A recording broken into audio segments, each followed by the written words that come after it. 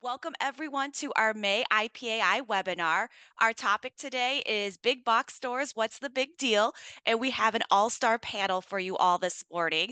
Um, our webinar today will be moderated by a familiar face, Chesley Leafblad. Chesley, at this time, I'm going to pass the show on to you to get started. Thank you so much for joining us. I'm really excited about this presentation, and I hope that everyone's going to find it helpful. I'm confident that we've got an all-star panel today, and I'm really excited about it. Before I move to the next slide, I do have a new email address. So if you want to update your record for me, it's chesney@leafblad.net. I'm that cool. I bought a domain. Now we're going to move on, and I am going to introduce our panelists. So we have Nora Devine, attorney with the Devine Law Group, LLC. Also, Nora is an IPAI instructor, so we're really happy to have her. She teaches some of the IPAI classes throughout the state. So welcome, Nora. We also have Peter Helen, Senior Vice President of Newmark Valuation. And Peter is an appraiser with a significant amount of experience valuing big box stores. And we have Michael Piper, the Chief Valuations Officer with the Cook County Assessor's Office. Thank you so much for joining us. I'm going to go ahead and jump in. We're going to get started. And the format of today's event is we're going to do a brief introduction. And as we run through the slides, each of our participants will have an opportunity to comment. If you have questions, you can put them in the chat, and Amanda and I will be reviewing the chat to ask questions of our panel as needed, follow-up questions. We may not be able to get to all the questions depending on how many there are. So please make sure that you stay muted. Any questions that you have should be entered into the chat box. If you don't want to enter a comment into the chat box for everyone to see, remember that you can send me or any of our participants a direct message in the chat box so that only them see what you're asking if you're not comfortable having it out there for everyone on the call. Please remember to be respectful. This is a hot topic, right? It's still kind of a hot topic. There are things that some of us agree on, things that some of us don't agree on, but just remember that all of us here today have the same goal, and that goal is the fair and equitable apportionment of the property tax burden. So just be sure that we maintain our professionalism and respect. So what is a big box store? A large rectangular box-shaped building. I thought that was kind of a fun summarization. Some might call it a single-tenant retail stores. Panelists, do you want to expand on my definitions here? Sure, there's subcategories within big box. So generally speaking, in terms of tenants and what they're going to be able to lease, we call them junior anchors if they're anywhere from say 30,000 square feet to 50,000 square feet. And all that means is typically then there's going to be an actual anchor, either in that same center or maybe on the adjacent property. That's your main anchor, your larger, maybe 100,000 square foot plus. So those kind of operate in their own design. They're gone now, but one would be Bed Bath and Beyond, something like that. There's some that don't fit the bill anymore. Michael's has kind of moved to like 20,000 square feet, which doesn't really get up to the big box caliber in terms of, how these are, I guess, categorized. And then there's 50,000 to say, 70,000 or 80,000. That's more your grocery store, your traditional supermarket sized buildings, but you have some other retailers that operate in that space. Then you've got your larger full service grocery stores from 70 to 80 on up to 110, 120, kind of in that range. Some of your smaller hardware stores and, smaller Home Depots and that can kind of be in that range. And then really how they track them from then on up is 130,000 square foot and larger. Those are going to have more warehouse style finishes, minimalistic, there are the supers over 200, your super Walmarts, your super Targets, your largest Meyer stores, and then kind of your Costco's and Sam's Clubs operate in a different sector of big box because that's really warehouse retail. So if you're in a pretty rural area and you don't have a significant number of these stores, do you think those categories would stay the same, or would there be a little more flexibility with those categories of the smaller ones? The categories really stay the same because you got to think about who would operate in those spaces.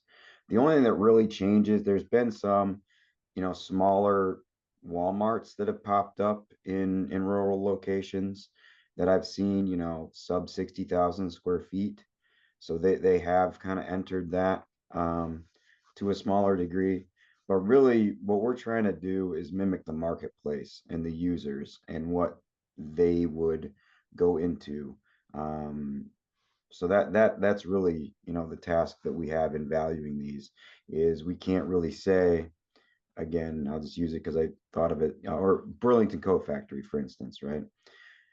If they're targeting now these junior anchor stores from 35,000 to maybe 60,000 square feet, it's harder to say that they, apply that to a 200,000 square foot building because they wouldn't lease it. So for me to, how do you really adjust it if they would never even enter that sector, right? It's hard, you know what I mean? We apply these principles, but in all reality, if they would never even take that space, it doesn't pass the theory of substitution. So I their think so. market, yeah, go ahead, I was Michael. just going to say some of the, I think the definition, like Pete described, you have some of the what we think of as big box stores actually now comprising smaller footprints, and it's not just the rural areas, but in the cities too, where land is at a premium. You're seeing uh, smaller Walmart, definitely smaller Targets, where you didn't always see Targets in the downtown area. Just one downtown in Chicago. I know there's a couple in downtown Philadelphia where I used to work.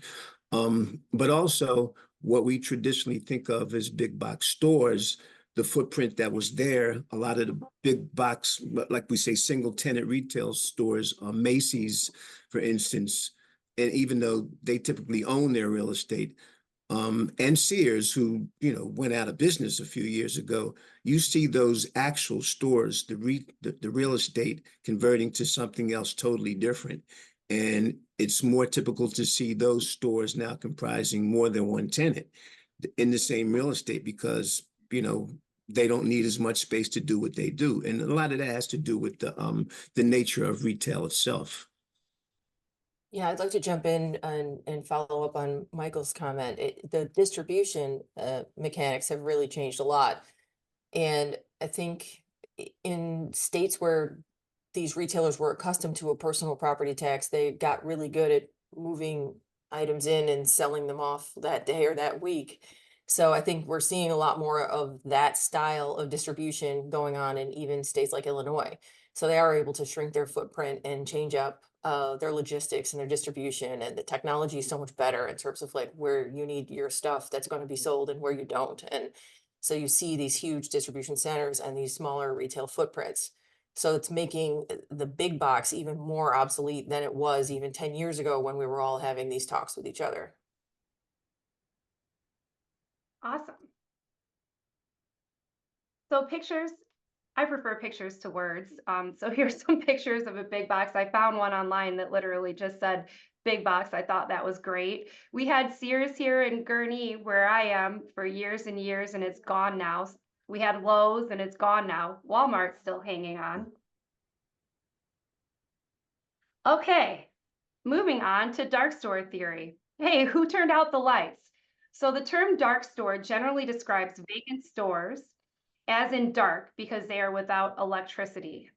This is the definition contained in the IAAO Commercial Big Box Retail Guide to Market-Based Valuation. I used many of the headings contained in that document for the slides that our panelists are going to be talking on throughout this presentation. So any questions on what the dark store theory is? We're going to move on to I some have of a the question for stanzas Pete here. on this slide. I have a question for Pete. last time I checked the appraisal of real estate, this definition didn't exist there. Does it now? No, no. Okay, I that's always all. joke when I get this on the stand and I say, as of Jan 1, I wasn't there to see if the lights were on or off. So it's not really anything related. It's a concept, it's an idea. Obviously, it says it right at the top, right? It's a theory.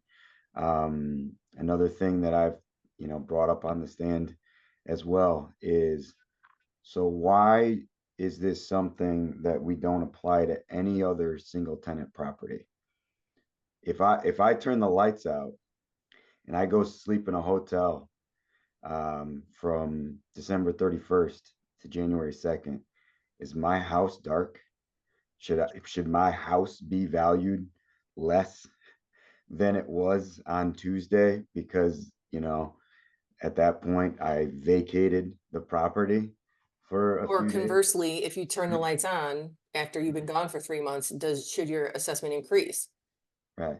So the idea, those are just some colloquialisms, but the idea is this, is you have to be careful about whether or not you are affixing value to the business operation rather than the real estate.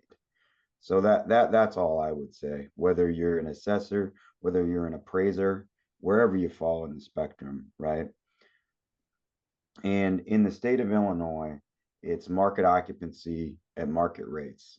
And also, if you employ, and I've said this to IPAI, I've said it to whoever takes my class through the Appraisal Institute, get the definition right. If you ever hire an appraiser to do any appraisal work for you, make sure they're using the definition of the state of Illinois, not from the Federal Register or anything like that, because then you should have a question of, do you understand what valuation is in Illinois, right? Because it does vary state to state in how they apply case law and how they, value these type properties, right? I always look at it as the idea of, it's it's probably not worth $15 a square foot, and it's probably not worth $180 a square foot, right?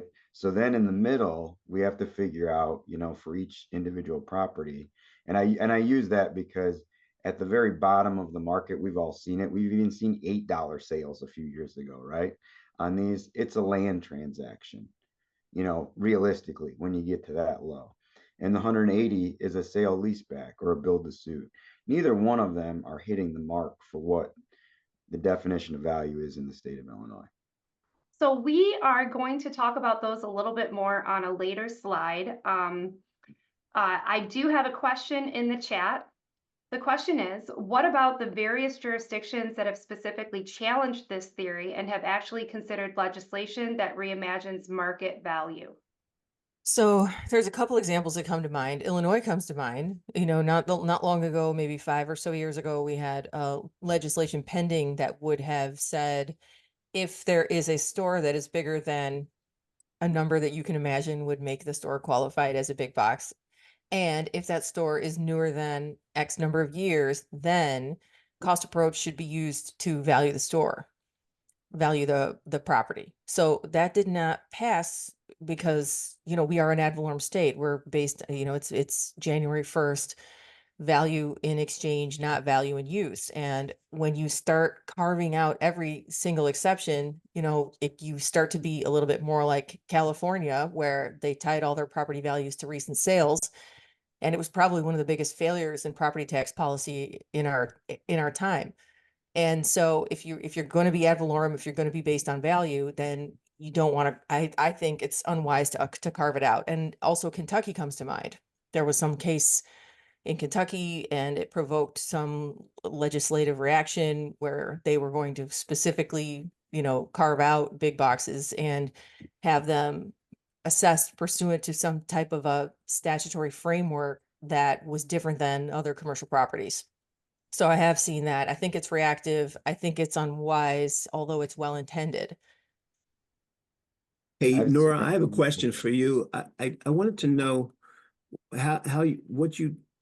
in that light, the most recent court decision I'm thinking of in Wisconsin, the Supreme Court decision against, it was Lowe's that filed Do you think decisions, so in that decision, I saw that as more specifically directed at that particular challenge in which the court said that the assessor was not assessing in an inequitable way by putting a value on based on, not the dark store theory, but based on what it is. Do you see those type of decisions, and there haven't been many that have gone that far, but do you see those more of a precursor to what the proposed legislation might shake out to in different states?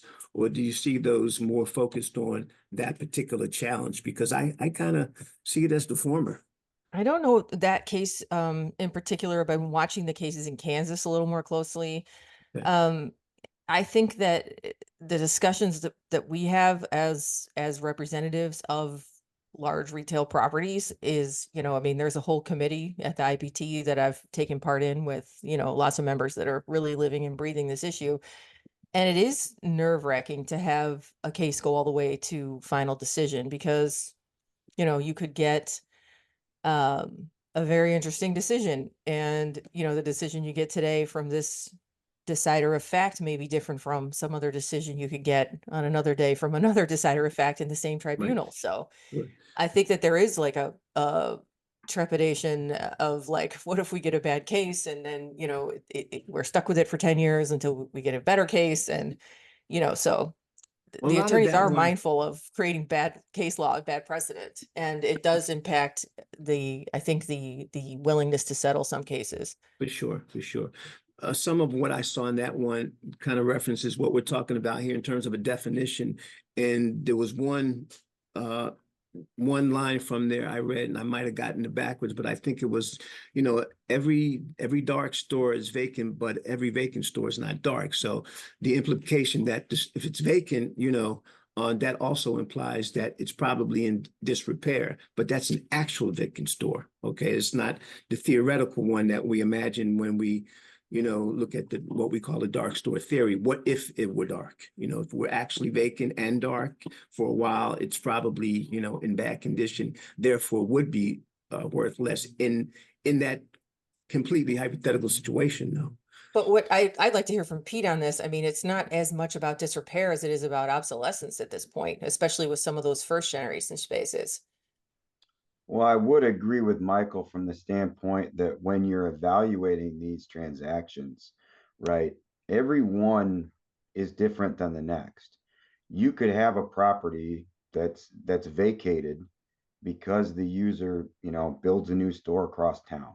So they didn't go bankrupt, they're not out of business, right? They market it, let's just say hypothetically, for 10 months. It sells. What was the condition like if you're able to interview those? I had one of these probably like a decade ago. Lowe's, right? We all know Lowe's is still an operating business, right? They found out that they had two stores too close to each other, and they closed one of them. It was like 8 years old, that store. A very similar seller of goods goes in, buys the property from them. I've done work for both, so I was able to interview the participants and understand, oh, yeah, we put our own facade on it, and we probably put 800 grand into the building, all told, but it was in good shape, and we're ready to roll. So Now we've got a great fee simple transaction, right? We understand everything that went down. It wasn't in disrepair. Now, on the flip side, I've been in another jurisdiction where something was vacant for 3 years. The windows were shot out. Like, so you're at a point now where that building, not only is it in disrepair, but it's been exposed to open air, you know, for a period of time, right? So those are kind of two extreme examples, but I just bring those up to say, like, there's always more to the transaction, right? There's always different motivations. There's always different conditions that it can be in. Um, so it really does come down to that. Even when you're evaluating leased free transactions, is it a second generation lease? There's a lot of those in the Midwest right now where At Home has leased, former big box spaces. They slap a coat of paint on it, they move in and sell their goods. Those are great lease comps. If they sell, those are great sale comps because a lot of the leases are at market levels, right? But it's those ones where they sell on a property that was built 5 years ago on a construction loan, essentially. And it's like, well, their rent is tied to whatever they told the people to build. So not really the same deal. Flipping back real quick to some of the case law things, I am familiar with Lowe's Wauwatosa.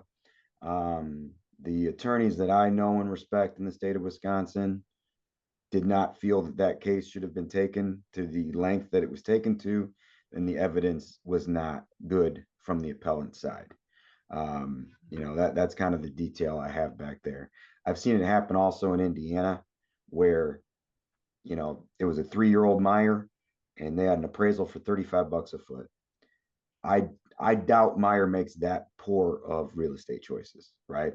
The land was probably worth more than that. So there are times when it truly is just bad data being brought into these cases. As far as what I have to deal with in other jurisdictions, so Indiana is a market value in use state. So they want to see it the same before and after the sale. Whatever it was used for, it needs to be the same or similar on what it was when it sold and what it is after. If it gets converted, they don't like it as a sale.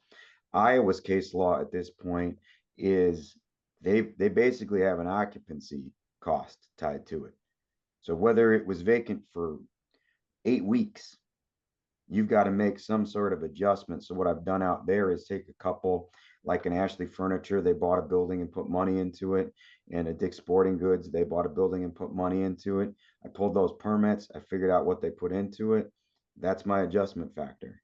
I call it jurisdictional exception, for Iowa, because it's not like supported by market data everywhere, but this is how they handle their business. So I just say it and I do it. So it really does depend on your market value definition, jurisdiction to jurisdiction. Okay, we are going to move on to value and use versus value and exchange. So this is just a refresher, but as you can see from the discussion our panelists have already had, understanding these two concepts is incredibly important before you attempt to tackle the topic of big box store valuation. So valuing the subject property with a lease in place sometimes raises the concern that the appraiser is arriving at value in use rather than value in exchange. If the appraiser determines the lease terms, including rent, are reflective of the market, then contract rent is equal to market rent and value in use is reflective of value in exchange. Is this I, a good time to talk about Springfield Marine Bank? I believe it is. Okay, I'll just give my quick recap of that case. It's an Illinois Supreme Court case that's decades old but still controlling. And the case is called Springfield Marine Bank, and maybe you're envisioning like a bank branch building, but it wasn't about a bank branch. It was just called that because the little commercial property was held in trust at the Springfield Marine Bank.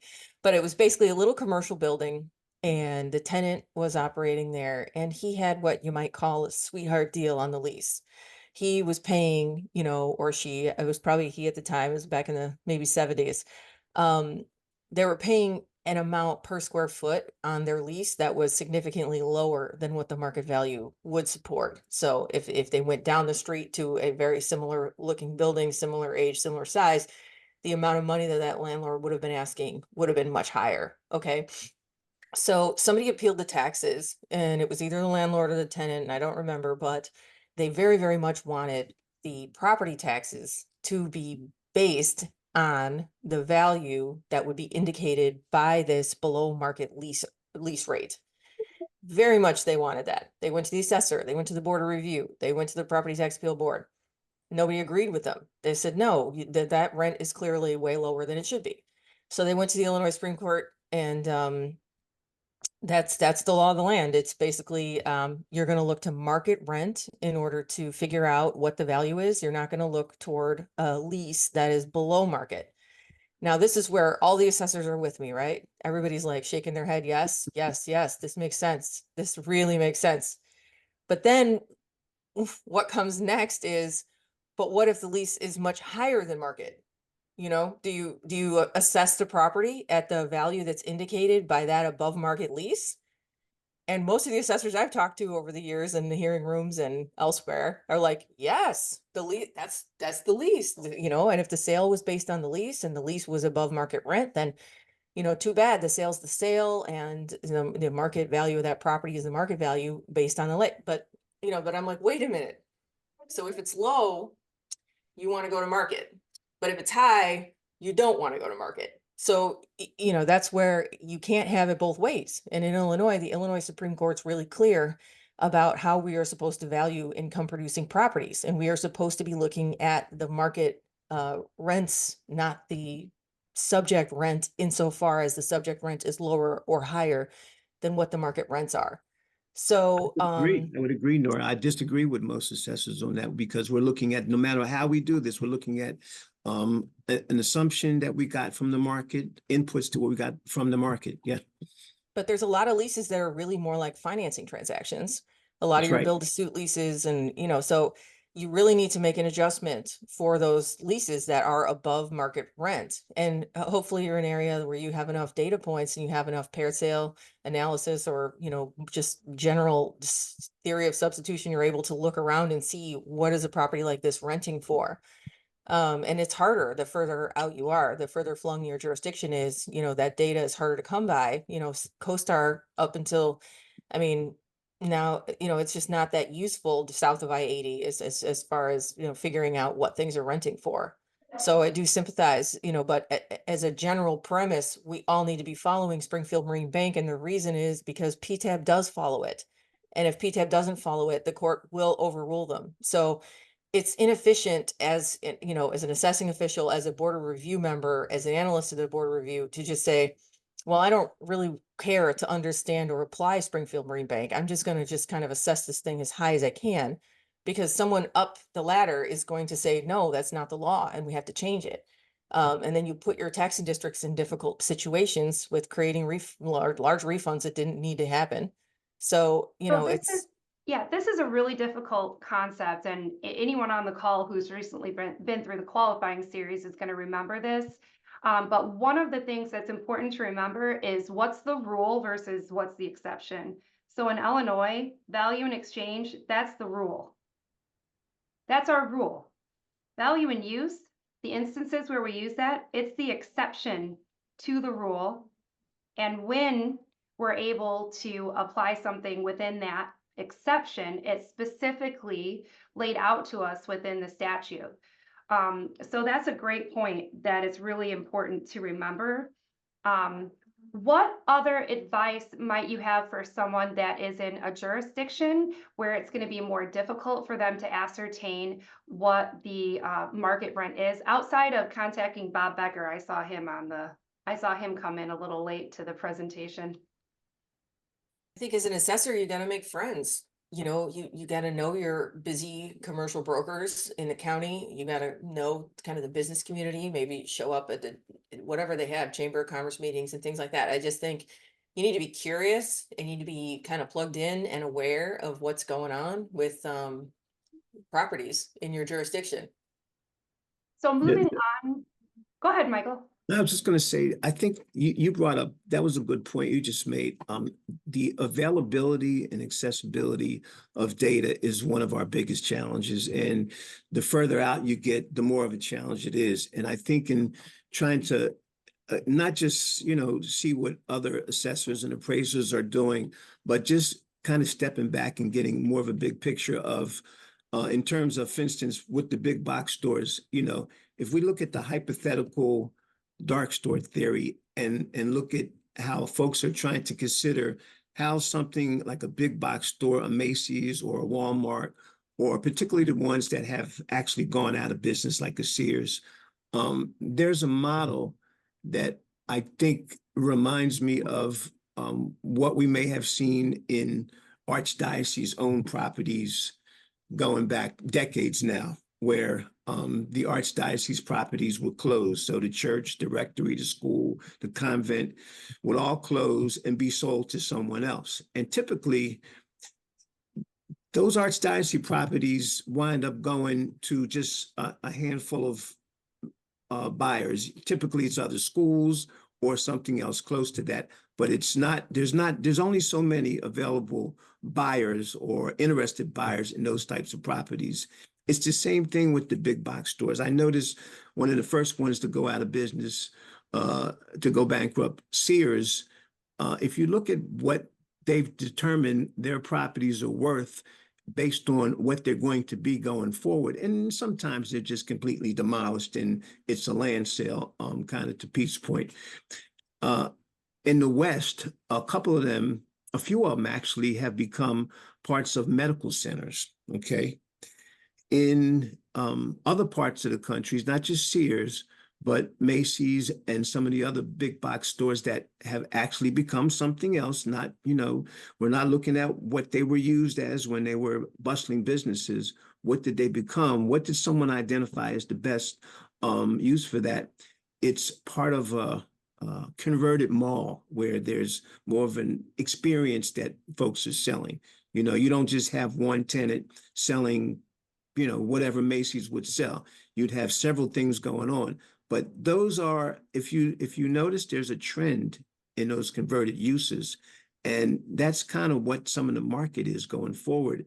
And I bring up the Archdiocese because when I was looking at those, I see that some of the same buyers are buying, it could be the public school, it could be the charter schools, but who's out there for these big stores that admittedly may have been built just for one purpose and therefore there's some functional obsolescence in them, but what can they be used at going forward?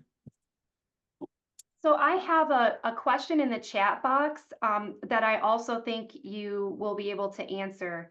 The question is, are we not also to value using a market occupancy? And going back to dark building, are they not below market occupancy and therefore should be adjusted to reflect a subject that is occupied?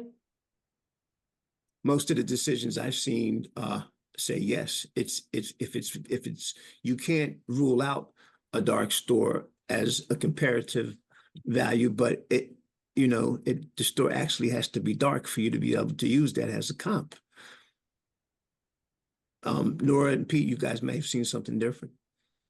I would say two things. One, any appraisal that you're going to see is going to have an income approach in it.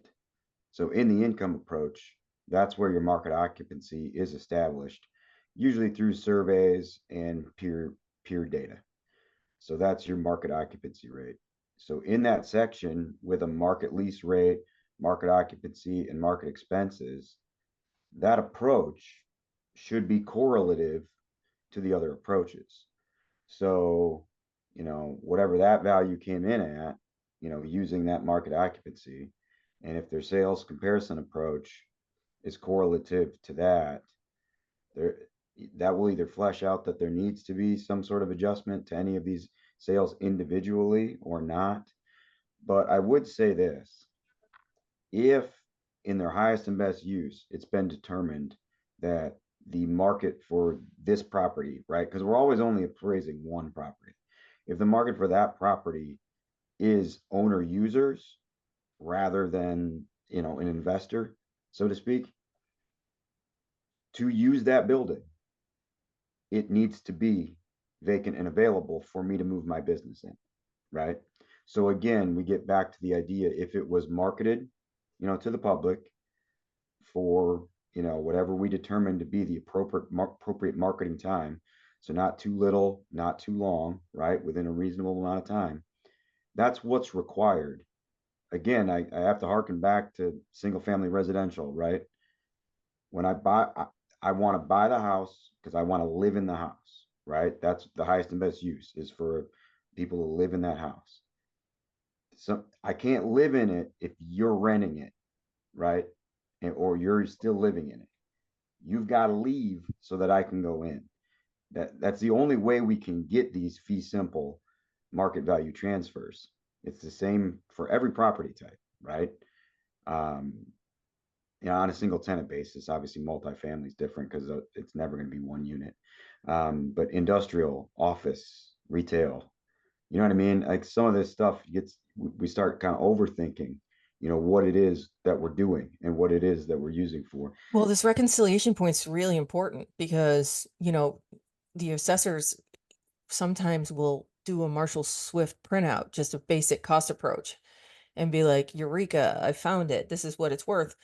And it's like, but wait a minute, you've got 10 sales of similar buildings in the last 3 years, and boy, they don't indicate that anybody's going to pay this. And that drives at the heart of the difference between value and use and value and exchange, because cost does not always equal value. We're supposed to value these properties at what somebody would pay for it, not based on what the cost was for it. And when you say that a Lowe's was 8 years old and closed down, I mean, it's worth land value at that point, and the data bears that out, that these big boxes actually depreciate all the way down to land value within 10 years. I So think this is a good point to step back and just rehash the basics. So if we look at an appraisal, what he's doing, he's every time he does an appraisal, he's got to do it 3 ways, right? Especially on something like this, any kind of commercial or income producing property, he's got 3 different approaches. We've got the cost approach, and in the assessment world, that's a lot of what we do specifically here in Illinois. We adjust it, right? But it kind of, a lot of what we do is going to hinge on the cost approach. But there's also the sales comparison or market approach, and then there's the income approach. And when you have an appraisal, the appraiser has to perform all 3 approaches to value. And then we have that final step, the step which is called reconciliation, where the appraiser determines which approach to value has the best supporting data and most accurately reflects the value of the property. So those are great points, but I just kind of wanted to yeah, and rehash. the bottom line is, if you've got one approach that is way higher or way lower than the other two, you need to go back to the drawing board, because you're missing something. If your cost approach is double what your sales approach supports, then you're missing something. You're missing obsolescence, you're missing, something. That Um, just happened this week. Just to I just wrapped up a case in Wisconsin where that literally they Was the had it case. in their work file at the county where they did do an income approach. This was on a mall at 22 million. And then they did a cost approach at 52. And that's what they put the value at on a mall. Now, what are we going to buy and sell a mall on, right? Income production.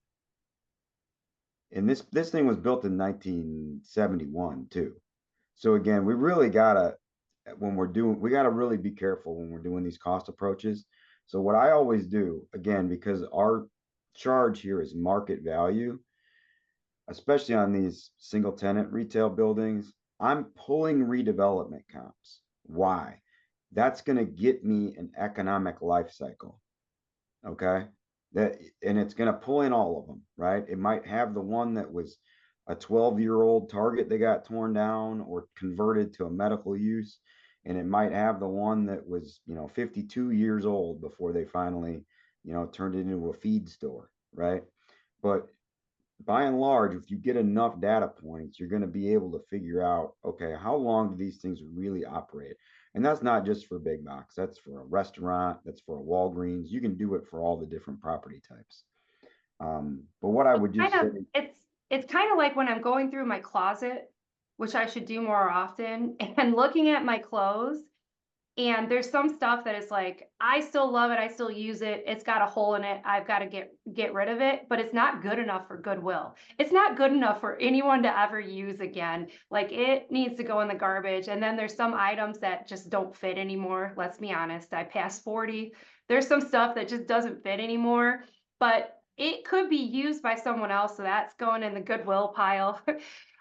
You talked earlier about fee simple absolute, and I think that this is a concept that requires a good amount of attention. It's sometimes difficult to really understand the difference here. So a textbook definition here, the IAAO definition, is fee simple absolute is an estate of infinite duration, freely alienable. The most complete ownership in real estate possible, although still subject to the 4 powers of government.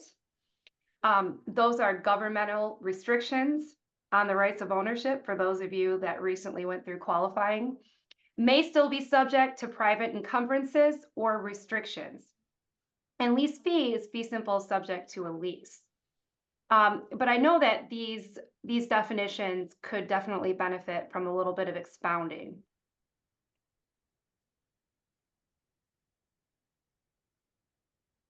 Or not. All right, all right, I'll go. Um, the lease fee one, it's short and it's pretty sweet, right? Like it's encumbered by a lease. What you can do, which we kind of talked about earlier, though, is if it was a market-based lease, at inception, we can analyze it, right? Um, just like you would analyze it in the income approach as a lease comp. And then from there, you can determine whether or not it's applicable to use as a comparison, to the fee simple market value for the property that you're assessing or appraising, right? What we want to avoid are the ones that really aren't even, leased fee, right? They're financing mechanisms to some degree. A sale leaseback of a portfolio of properties or a build to suit lease that was based on construction costs, not exposed to the market. It's not market based. And if our charge is market value, we don't want to look at those. But, lease fee alone is not a disqualifier in any sense. Fee simple harkens back to what I just was talking about, though, right? Like if the highest and best use is a buyer that's an owner user, okay, well then it should be fee simple for me to buy it and go run my business in it. It's not an automatic disqualifier because it was vacant. Can one of you explain sale leaseback to me? We'll say it's just to me, like I'm 10. Like why people do it, or the nuts and bolts of it, or Yeah, the nuts and yeah. bolts. Look at Amazon, and I could leave it at that. That's pretty much what they do. They have it built, and then it's leased back to them. But everybody knows this is Amazon's building, and you know I don't want to just pick on one particular company, but typically a company, Amazon or company like that, is going to kind of, look at both sides of that. That this is economically, that's the best deal for them. They have someone else build it and lease it back to them. But then, they're saying that the assessor is assessing it like it is because it's Amazon. Amazon has better credit, they get better financing deals. So we're not taking that into consideration, and we should. But I think that's what happens. Someone builds the building or has it built for them, and then it's leased back for the benefit of that particular tenant, let's call them. So it depends on the company. You see a lot of pharmacies doing this. Walgreens does it. You see some junior box. I represented like a junior box type of retailer, and they just made a corporate decision to create LLCs for each one of their locations, and to, basically just have all the real estate owned by a certain company, and created some leases. They weren't really even arm's length leases, but it just created a different situation for them in terms of how they were carrying their assets on their books. And it was just really about that. It wasn't about like, if this property was exposed to the open marketplace, what would somebody rent it for? What would somebody buy it for? So those data points are not helpful, I don't think, in trying to figure out how we should assess something. So I had to argue with a lot of assessors for a lot of years about that. And it's just, you wish the clients would talk to you first before they, before they fill out that transfer tax declaration, before they, enter into that inflated lease, and, before they sell based on that inflated lease, about what the tax consequences could be in a certain jurisdiction. And a lot of them don't call and don't ask. Yeah, I would say what you saw specifically in Illinois probably 5 or 6 years ago is a bunch of Jewel Oscos transfer on a sale leaseback. So the simplest way that I would be able to explain what that is, we own the real estate. We being in this case Jewel or any person, you own a pool of real estate where you operate your businesses. So you own those. You decide as a business, we need cash for this, right? Maybe we're going in a different direction to do different things as a business. We need to generate cash on hand. One way we can do that is we're going to divest some of our real estate. we're not going to close any of these locations, right? The store sales are good. We still want to operate there, but we need to generate cash. How can we do that? Well, sale leaseback. So we decide how many stores we want to sell off because we're going to get the money right away for those, right? We're going to get the full dollar amount for selling that real estate. How we're going to do it, how we're going to incentivize someone to buy it, is we're going to lease it back from them in the same transaction to run our business. Now, how much is it worth? Well, I own it. I kind of get to decide, right? How much money do I need to pull out of it? I could say, well, I'm only going to rent that store for 10 more years at $3 a foot. Okay, I'm going to pull this much money out of it. Oh, we're going to be there forever. I'm going to give you a 20-year lease at $12 a foot because I want to pull this much money just out of that location, right? It depends solely upon what their business needs are at the time.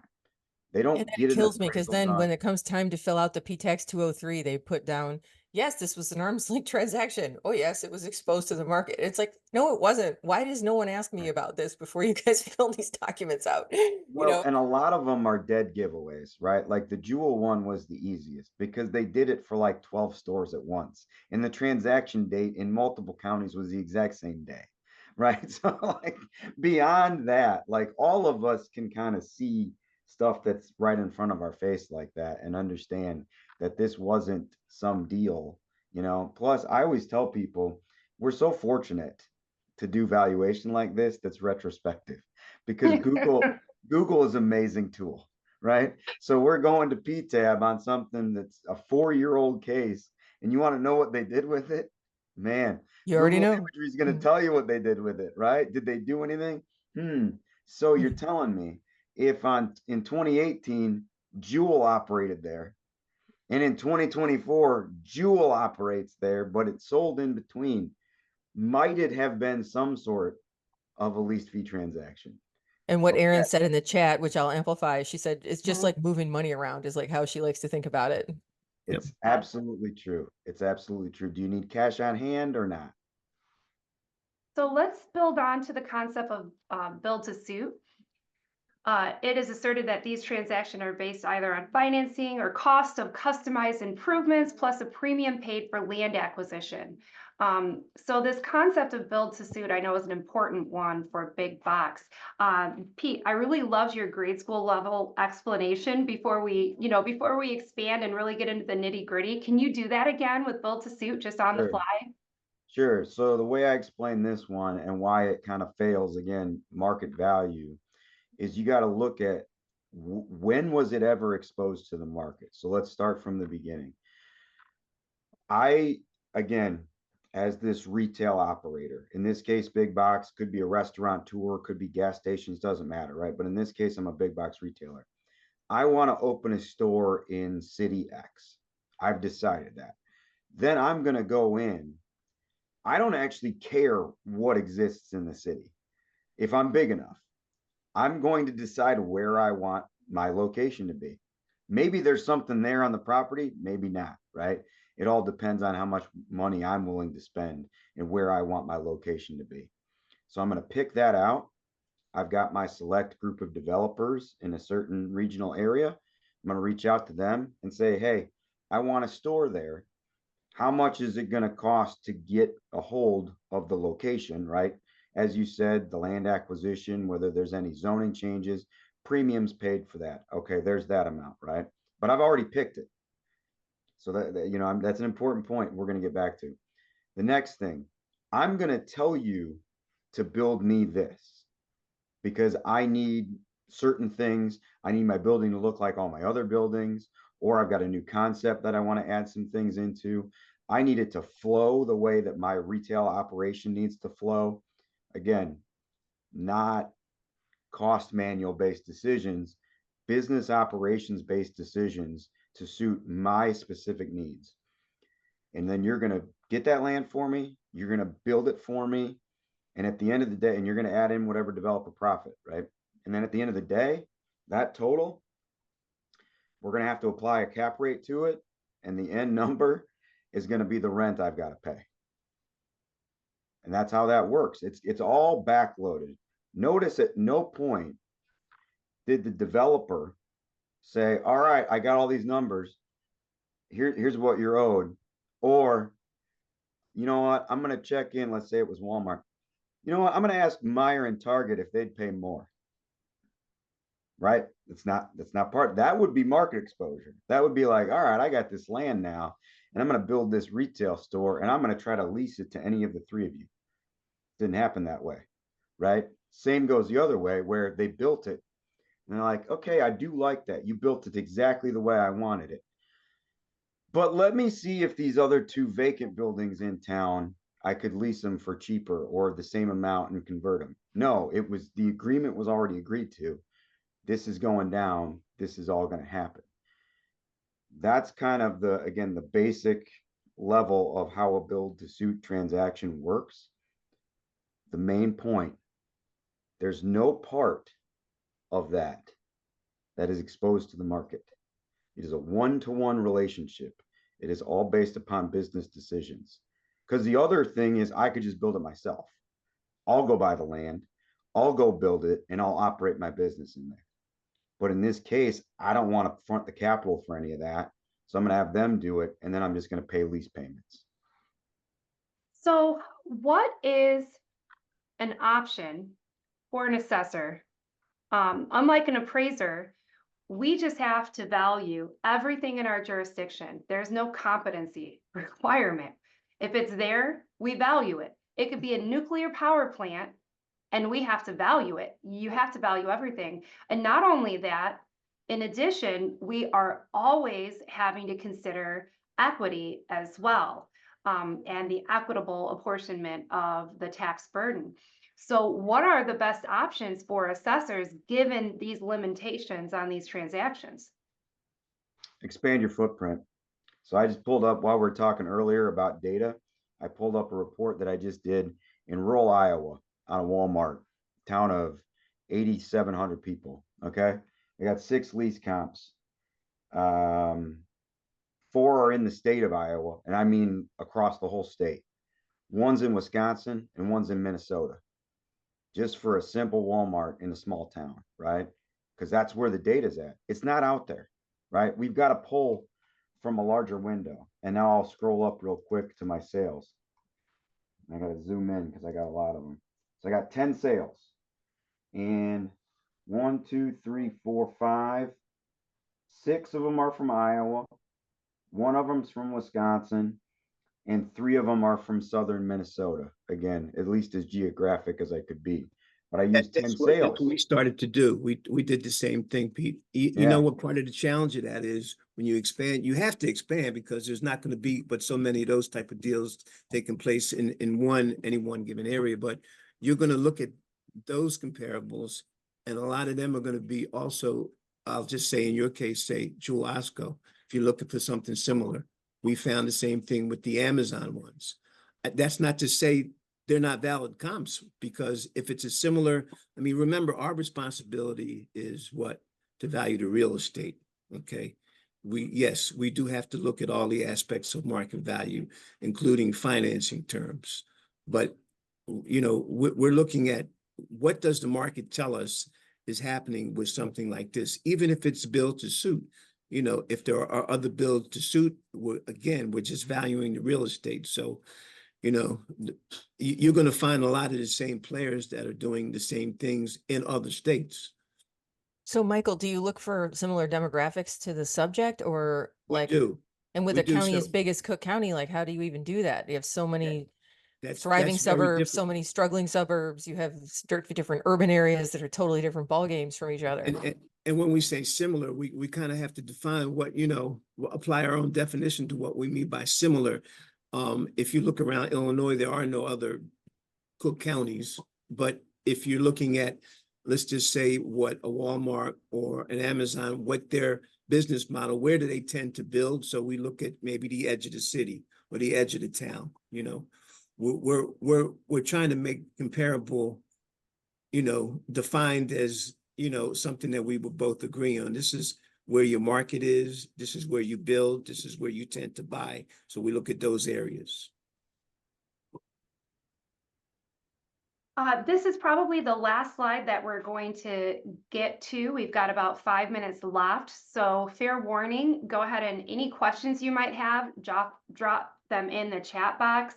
And before we get too close to ending, Jerry Rudman, who is anyone on the assessment side, he's been our commercial go-to assessment valuation teacher for a long time. I won't say how long. I don't want to embarrass him.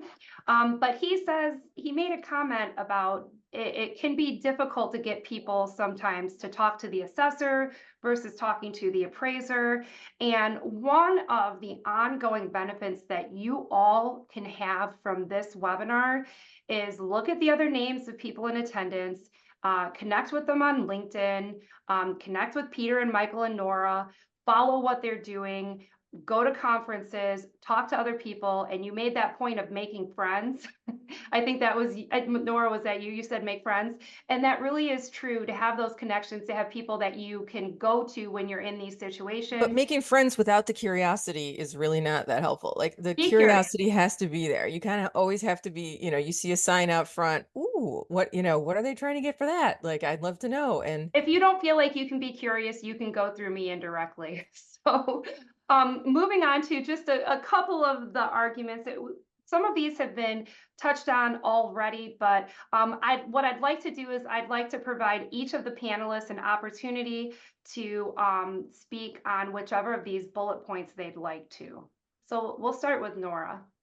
You're oh, yeah, the restrictive covenants is one of my favorite topics. I was on this sponsored research committee for the Institute for Professionals in Taxation.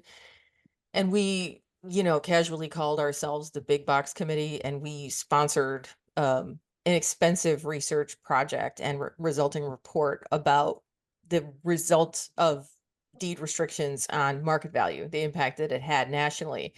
And the conclusion of the report was it didn't have that much. And the reason is, and I'll let Pete follow up because I know he's got a different perspective, like similar to mine, but just different experience.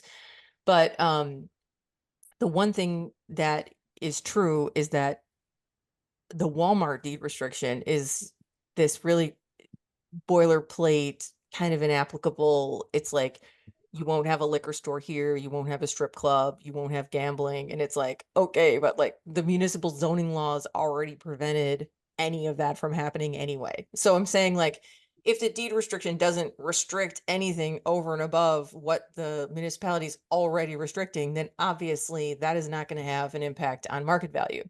Um, and then sometimes you see a deed restriction where it's like, well, we are a target and we don't want anybody who sells this product mix or these types of retail items, to be able to come into this space. So you do see that, and you see that with the bigger hardware stores too sometimes. But I mean, if it's a Home Depot and they're saying no hardware stores can go in here, and there's already a Lowe's across the street, it's like, well, guess what? Like, a hardware store wasn't going to go in there. There was, you know what I mean? The other player in that space for properties of that size already had a presence in that location. And so that's when your expert witness, such as Pete, or I know Bob Becker's on the call too, that's when they put their common sense hat on and say, okay, but like, what other hardware store was going to go in here? Lowe's is already here. You know what I mean? So not That often. hasn't stopped the mattress stores in Gurnee. I don't I'm just, understand their business model. I really don't. Like, or the chicken providers, and yeah, so yeah. But I just think you really need to put your common sense hat on when you're reading a deed restriction and say, what's really being restricted here? And if it's not anything beyond what's already being restricted, and if it's not restricting a user who's already operating within a half a mile, then how much impact in a negative way is that deed restriction really going to have on what somebody's willing to pay for the property? so I'm hearing Pete? you say take it on a case by case basis. Well, yeah, and there is a pretty comprehensive report out there that indicates that there is some impact, but it's not much, on the deed restrictions in general. So I'll find out if I can share that. I'm not sure if I can, but I'll I ask. think the existence of the restriction, and this is what we have a problem with sometimes, the existence of the restrictive covenant or whatever the restriction is that has been placed in there by the owner is the thing that, you can't have it both ways. When you come to the assessor, you can't point to that as something that diminishes the value. If you put it in there, that's kind of the, you've all heard the definition of chutzpah, the kid that kills his parents and then asks for mercy because he's an orphan. I don't think if I can't sell it to who's more than likely to be the buyer because I put that in there, that's a little bit of a disingenuous argument, I think.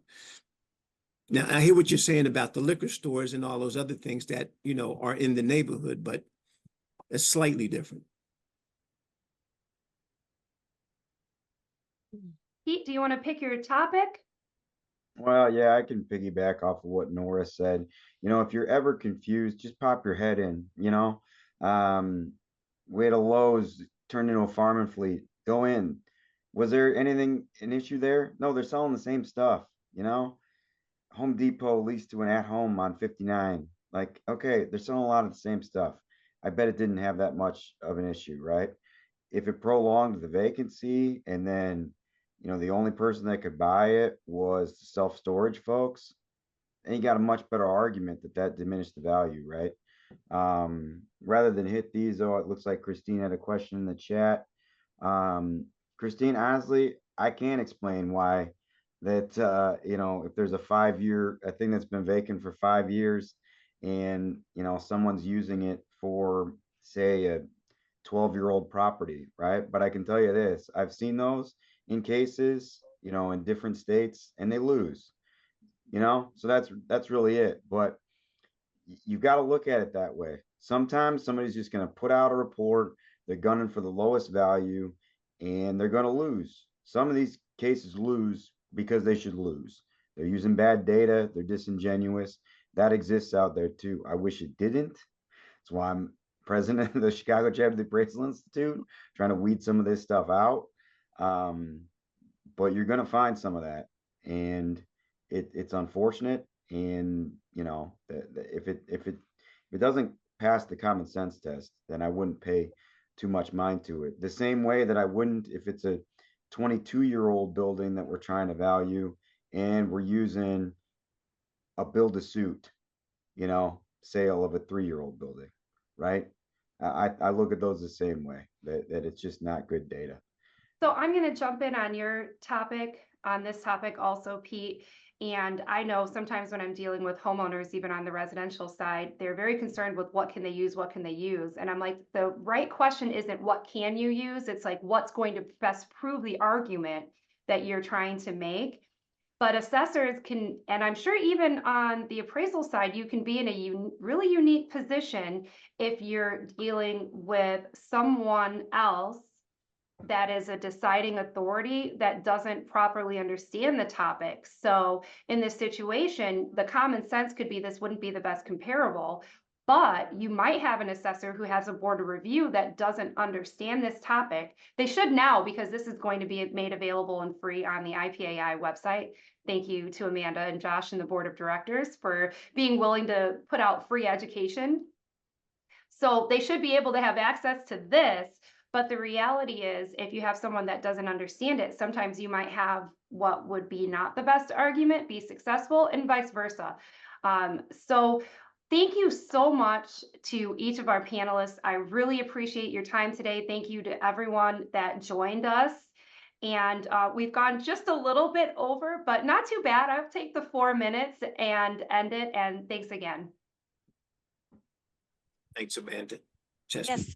Thank you everyone for joining us. Our next webinar will be probably sometime late summer, so keep an eye out for that. We have yet to determine the topic. If anyone has ideas of webinar topics, they could always reach out to us. We are happy to take those ideas. So thank you all so much.